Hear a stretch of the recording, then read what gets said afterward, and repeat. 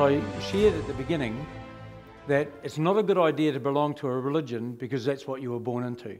Because what that would mean is the people that are born either Islamic or Hindu or Christian or Roman Catholic, Methodist, whatever it might be, you were very fortunate and everybody else was unlucky.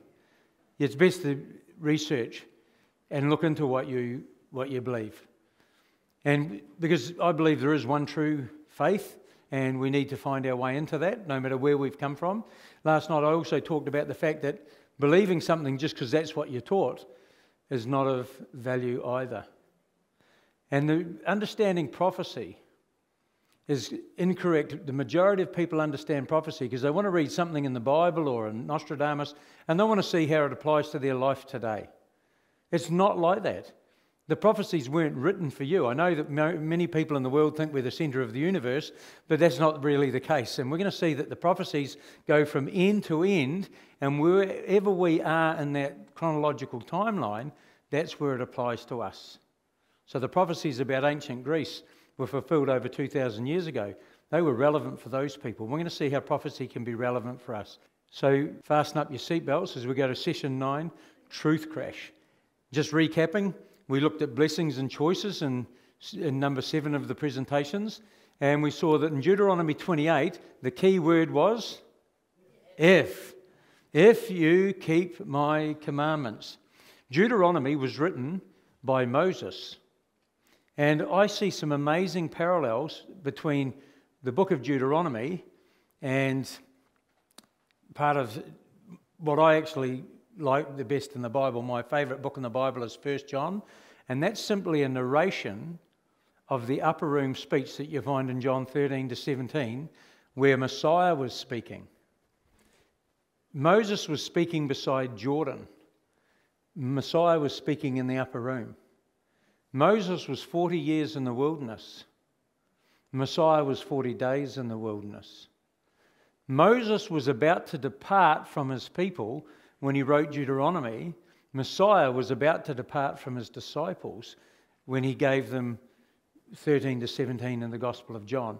These were Moses' final words to the people. They were Messiah's final words in that upper room, the final words recorded to his disciples. Moses was about to go to the Mount of Death. Jesus, the Messiah, was about to go to the Mount of Death. Moses said if, he put that contingency in there for the blessings and the curses that God would bring upon the people. And last night we saw that he divorced the nation of Israel. And then some years later, some 500 years later, with a ruptured heart, like a tortured mother, he said you would not, and he had to divorce Judah. So Moses said if, Messiah said if. And we're going to see what Jesus says. In John 13, 17, he said, if you know these things, happy are you if you what? Do them. There's a concept of doing here. Obedience. 14, 15, all in the upper room. Jesus said, if you love me, keep my commandments. John 14, 23, if a man love me, he will keep my words, and my Father will love him, and we will come unto him and make our abode with him. 15:10, if you keep my commandments. Does that resonate with what Moses said in Deuteronomy? Or is it just me? That sounds almost identical to what Moses was saying to the children of Israel, or what God was saying through Moses. You shall abide in my love, even as I have kept my Father's commandments and abide in his love. Chapter 15, verse 14. You are my friends. You are my friends. If you do whatsoever I command you. Do you see a parallel there? I clearly do. That sounds just like Moses in Deuteronomy, that one day sermon where he's standing on the side of the Jordan at Kadesh Barnea, and he's talking to the children of Israel, and he says, all these things God will bless you with if you obey my voice and keep my statutes, my judgments, and my commandments. Last night we looked at Matthew 21, verse 43, where Jesus was pronouncing the divorce on Judah, the nation of Israel, the Jews, and he said, therefore, I say unto you, the kingdom of God shall be taken from you and given to a nation bringing forth the fruits thereof. When he says the kingdom of heaven was going to be taken from those who had the oracles of God, that was the Jews, and given to another nation bringing forth the fruits thereof, what was the nation? What's the nation that would replace the Jews as the harbingers of God's message of mercy to the world? What was the nation, friends? It's the church. It's the church. He was talking about the Christian church. So we're going to evaluate, how did they do? Because Israel didn't do so good. They got divorced. They played the harlot. Judah, the sister, what did she do? Exactly the same. Played the harlot, and Jesus had to divorce them. So let's go right back to the very beginning now. To the very beginning in the Garden of Eden. And we see the first prehistoric revelation. Genesis 3:15. God says, I will put enmity between you and the woman, speaking to the serpent, the devil, and between your seed and her seed. It shall bruise your head, and you shall bruise his heel. This is the very first prophecy given in Scripture regarding #Messiah. And what we see starting is this amazing conflict. It's called the great battle between good and evil, the great controversy between Christ and Satan, between Christ and his angels and Satan and his angels. Many have referred to it as the original Star Wars, this cosmic conflict. And it's between two protagonists. There's an interesting thing that nobody has ever been able to explain to me. So in the break, if you've got an answer for me, please come and give it to me. When people have a boxing match, what do they fight in? What's it called? What shape is it? What shape is a boxing ring? Why do they call it a ring? Nobody's ever been able to explain that to me. They call it a ring, but they have the two corners. And I just want to have a look at this great controversy like a boxing ring. And there's two corners. Let's say we've got the red corner and the black corner. I would normally do a presentation on each of these, but I'm just going to sum it up for you tonight. In a summary way, the red corner is a being that we saw earlier in the presentation who would be born in Bethlehem, Judah, whose going forth was from old, from everlasting. This is an eternal being. The Bible says that the one in the red corner created the world. He created the heavens and the earth, everything that's there. He's the creator.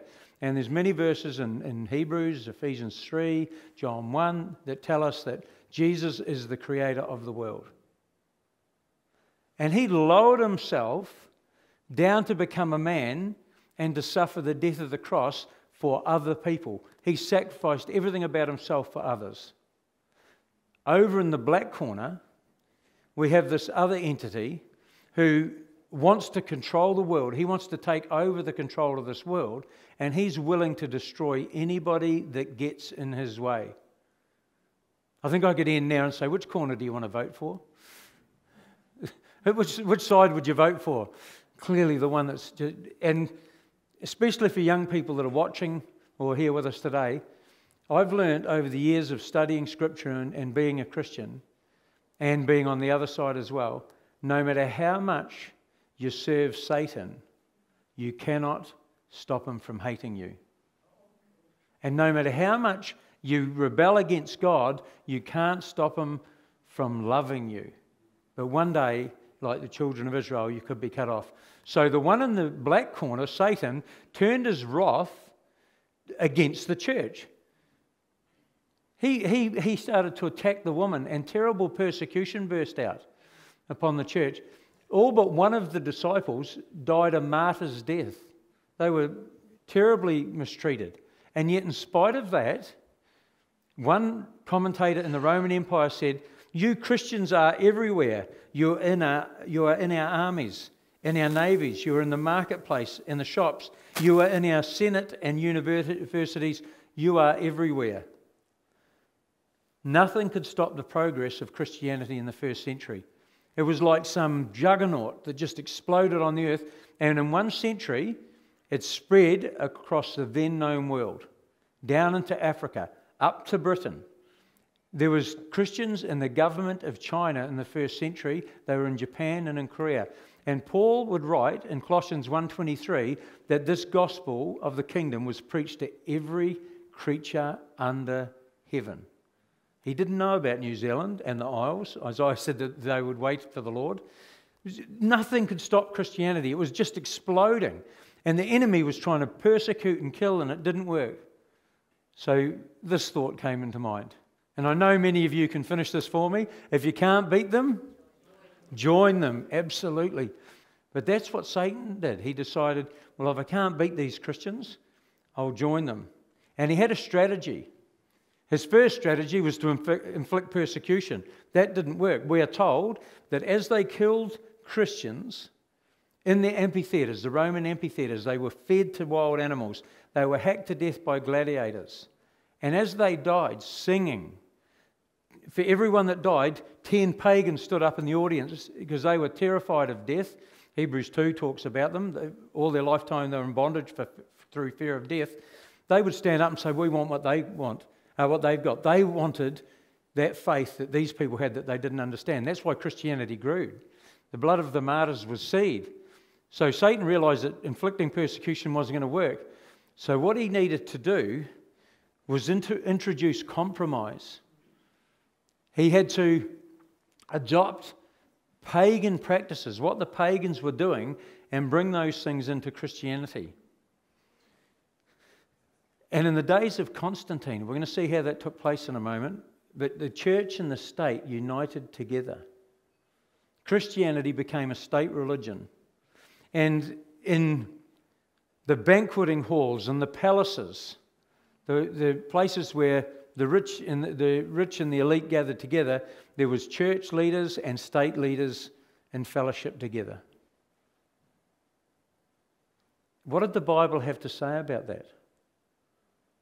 Did that catch God unawares? What we've looked at so far, is God ever caught unawares? Do things take place and God go, oh, I didn't know that was going to happen? Do we see that anywhere? Surely nothing happens before he reveals it to his servants, the prophets, and he tells us in advance. And in Matthew chapter 24, and we find this in the Gospel of Matthew, we also find it in Mark 13 and Luke 21, Jesus gives some serious warnings. Verse 4, he said, take heed that no man deceive you. Verse 5, he said, for many shall come in my name, saying, I am Christ, and shall deceive many. Jesus said, in the future, I'm telling you before it comes to pass, in the future, many are going to say they're Christ, and they will deceive many. Verse 11, false prophets shall arise and shall deceive, how many? Just one or two, three or four? No, many. 23 to 24, he says, then if any man shall say unto you, lo, here is Christ over here, or there, believe it not, for there shall arise false Christs and false prophets, and they'll show great signs and wonders, insomuch that if it were possible, they shall deceive the very elect. That's a reference to the church. The church can be deceived. In verse 25, Jesus said, behold, I have told you before. So here in our timeline of prophecy, Jesus appears here, and he said, I'm telling you, in the future, false Christs and false prophets are going to arise all the way down to the end. That's prehistory. Before it happened, God wrote the history. Matthew 7:15, he says, beware of false prophets which come to you in sheep's clothing, but inwardly they are ravening wolves. And the Native American Indians, they have a trick to hunt the buffalo. Do you know what they do? They actually put wolf skin over themselves because the buffalo are too big to worry about wolves. They ignore the wolves, and the native indigenous Americans sneak in among them with the wolf's clothing on. They get up and they shoot them with a bow and arrow or spear them. So putting on the clothing of something that covers your true identity is the way that Satan's ministers work in the church, because they're not easy to see. They look, they sound the part. As I shared, if I came in here in a gang regalia and smelling of him drinking drugs and hitting up on the woman and stealing the offering. And then he said, I want to tell you about Jesus. Are you going to listen? No, because you don't know Jesus. But if I come in here with a tie and a white shirt and a jacket and then talk to you about Jesus, I could deceive you, couldn't I? So don't trust me. For those that are here for the first night, as I've told them before, don't trust a word I say. Check it out from the Bible. If I don't show it to you from the Bible, don't trust me. Just check everybody out. Treat all teachers the same. Because false teachers do not come carrying this business card. False prophet. And the website is iamadeceiver.com. They don't give you one of those. They come out smelling of roses, but actually they're not roses at all. And not only Jesus, not only Matthew, Mark, and Luke, but Peter, one of Jesus' disciples, he also gives the same warning. He says, but there were false prophets also among the people. That's back then in the Old Testament days. Even as there shall be false teachers among you, who privily shall bring in damnable heresies, even denying the Lord that brought them, and bring upon themselves swift destruction. Peter says there's going to be false teachers in the church. The Apostle John, he also says, little children, it is the last time. And as you have heard that Antichrist shall come, even now there are many Antichrists, whereby we know that it is the last time. And John adds something very important to take note of. They went out from us. They went out from the church. They didn't come from the outside. This isn't maybe the Zoroastrians or the Hindus attacking the church from the outside. This is from within. But they were not of us, for if they'd been of us, they no doubt would have continued with us. But they went out that they might be made manifest that they were not all of us. The Apostle Paul, we've pretty much done all the New Testament writers. When we come to the Apostle Paul, he gives many warnings, and I'm just going to put up one. When he was speaking to the Ephesian elders for the last time, in Acts chapter 20, he knew he was never going to see them again, and he gave them a final warning. Just like Jesus, knowing he was leaving his disciples, he gave final warnings about false teachers. And Paul says, for I know this, that after my departure shall grievous wolves enter in among you, not sparing the flock. Also of your own selves. Notice that. From within the church, the opposition was going to come, not from without. Shall men arise speaking false things and draw away disciples after them. In Acts chapter 20, verse 31, he says, watch therefore and remember that by the space of 3 years I cease not to warn you, every one of you, night and day with tears. He was warning them continually about what was going to happen. Well, that's all prehistory. They all said, this is what's going to take place. Let's have a look at history now. What does history tell us took place? So if we read from Killen here, in the ancient church, pages 15 and 16, he says, between the days of the apostles and the conversion of Constantine, rites and ceremonies of which neither Paul nor Peter ever heard, crept silently into the church, into use, and then claimed the rank of divine institutions. Stuff that had nothing to do with Christianity came into Christianity. There was a massive change. We're told that by Eusebius, that Constantine, in order to recommend the new religion to the heathen, transferred into it their outward ornaments to which they had been accustomed in their own. Are you tracking with what's being said here? People were following the pagan religion of Rome and other nations round about. They were into idolatry. They were into all the things that God said not to be into. And then so that the church in Rome could bring these people in, it allowed them to bring their practices with them. And a great writer, Dr. Alexander Hislop, in the book The Two Babylons, he said to conciliate the pagans to nominal Christianity, Rome, pursuing its usual policy, took measures to get the Christian and pagan festivals amalgamated, and to get paganism and Christianity, now far sunk in idolatry, in this as in so many other things, to shake hands. We look back and see that what Jesus, Peter, John, Paul, Jude, all of them, what they said was going to take place has taken place. We're looking back now 2,000 years. But even 500 years before there, in Daniel chapter 7, Daniel has his first vision. Nebuchadnezzar had had 2 dreams that were interpreted. Now Daniel has the vision. And he has this crazy vision of animals coming up out of the sea. There's 4 strange looking beasts. We don't need to guess what they are because the Bible gives us the answer. Daniel 7:17 and 23 tell us, these great beasts which are four are what? The 4 kings which shall arise out of the earth. So we see clearly these are 4 nations. And he says, thus the 4th beast shall be the 4th kingdom upon the earth. So Daniel's looking forward and saying there's going to be 4 nations coming upon the earth. This parallels Nebuchadnezzar's dream where there was 4 empires that came up upon the earth. Now, using illustrations of animals is not uncommon. If I put the image of an eagle up, what does that tell you? What nation does that represent? United States of America. And this guy here, this funny little marsupial creature, that represents Australia. If I put the rooster up, what does that represent? A lot of people struggle with that one. That's the representation of France. And we shouldn't laugh at the creature that the Australians use because this is our image. And a dear friend of mine who's just died, Dr. Hans Dill, the first time he came to New Zealand, he made a misjudgment. And then he said, and when he came back the second time, he was at the Christchurch Town Hall and he confessed. He said when he left here the first time, he thought, why would a nation name themselves after a little green hairy fruit? Because to him a kiwi was a fruit. And he realised it was a bird, so we gave him a bird. And I just want to show you a picture of what the real ones look like. This is me in a past life down at a little place called Little Hellfire Beach in Stewart Island. And we went out at night with a spotlight and caught that kiwi, took some photos and then let him go. Don't tell Doc.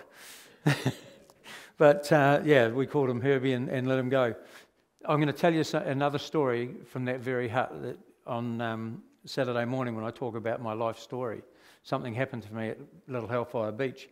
So Babylon was represented by a lion with eagle's wings, and all over the city of Babylon that Layard and then Coldaway they excavated, they found images of lions with eagle's wings. Lion, the king of the beast. Medo-Persia was representative of the bear. It's raised up on one side, had 3 ribs in its mouth. The 3 ribs in its mouth represent the 3 empires that Medo-Persia had to conquer to become the dominant power in the world. It was Lydia, Babylon, and Egypt. Greece is a leopard with 4 wings and 4 heads. And wings represent speed. And Alexander the Great was the first king, but we know he died without an heir. And the empire didn't go to another empire. It was divided among his 4 generals. Lysimachus, Cassander, Ptolemy, and Seleucus. They divided up the Greek empire.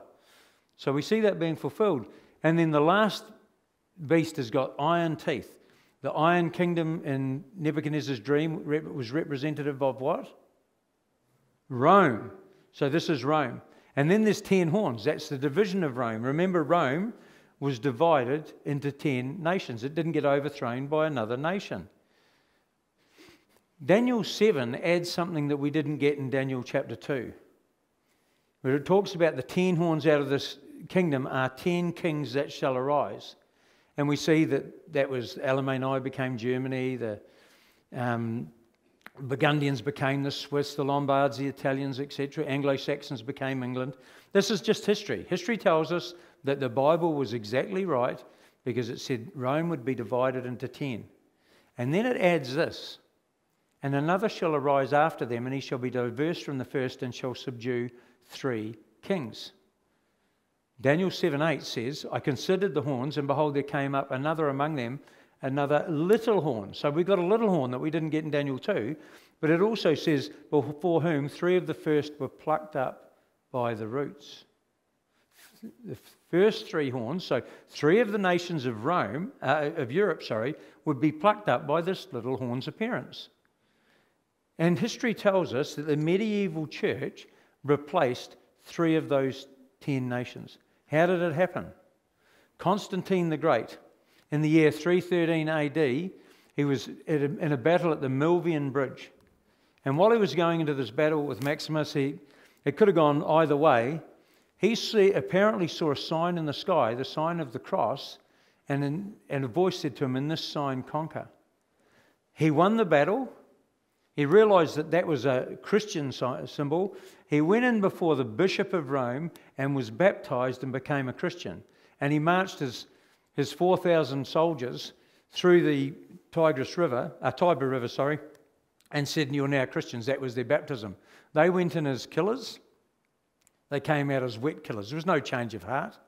But he changed the religion of Rome to Christianity. It became the official religion of the Roman Empire by imperial decree. Rome became Christian. Pagan Roman beliefs and practices flooded the church, and Roman Christianity became completely 100% pagan. They adopted so many pagan practices that I'll present to you in the next presentation. So church and state were united. And then Constantine decided to move the capital of the Roman Empire from Rome over to Constantinople, now called Istanbul in Turkey. He named it after himself. And as he left, before he left Rome, he did something.